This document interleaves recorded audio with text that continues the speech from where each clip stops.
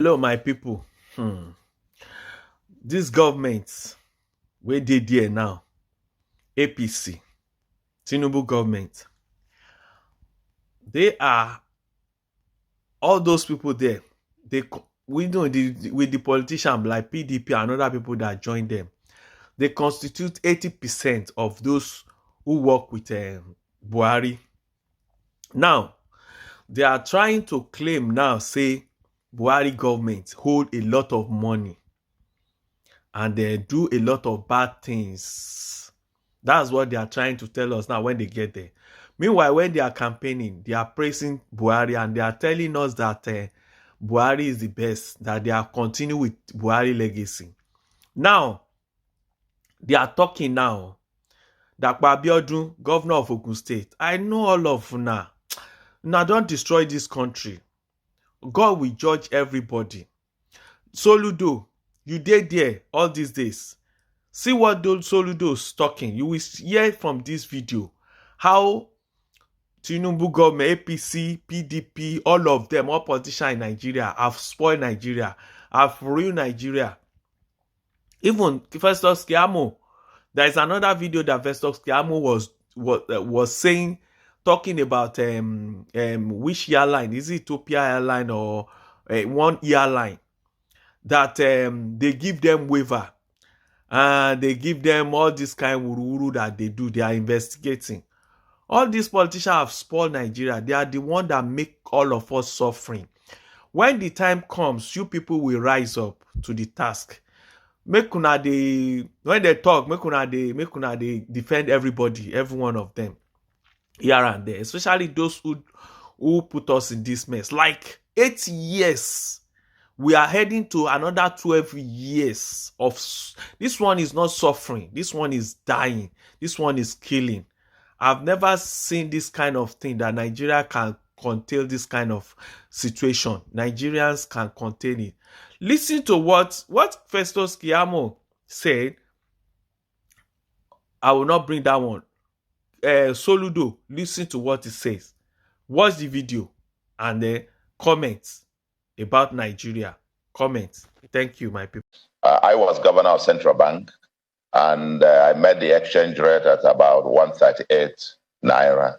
I am the governor that presided over having seen the rate move down from 138 to 120 to 118, and actually came down to 112 naira to the dollar before the global financial crisis of 2008, 2009. And I met $10 billion as external reserves and built it to the all-time almost 63 billion that we had.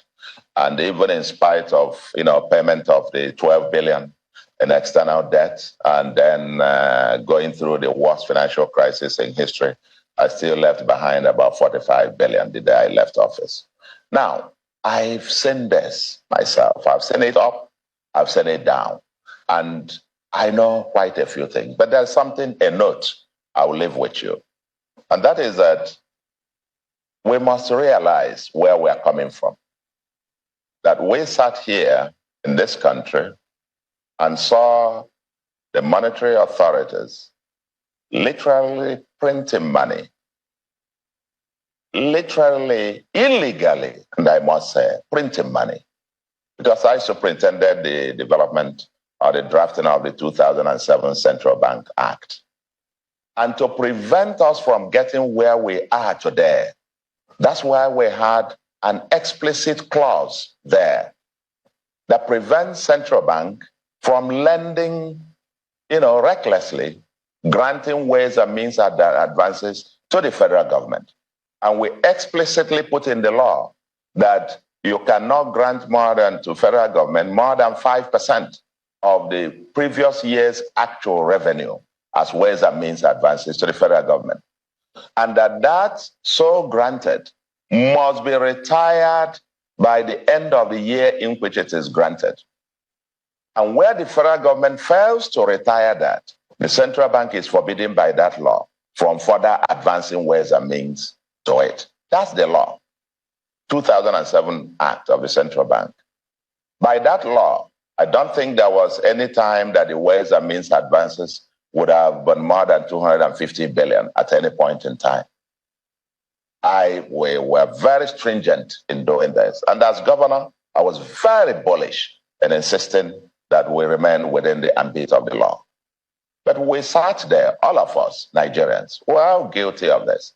We all sat, saw the central bank, brazenly, illegally violating that act year on year and kept printing money, literally.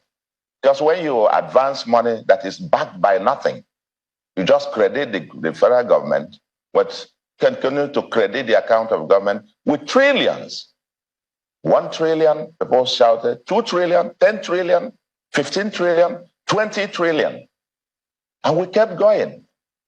My dear friend Sheung, I did say it before, that this particular government inherited a dead economy. From a macroeconomic point of view, this government inherited a dead economy, standing almost a dead horse but was still standing.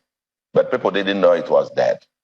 Because you cannot pour drums of water on a rug and expect that the rug will not be wet. There is humongous challenges. And I think it is important that Nigerians understand this.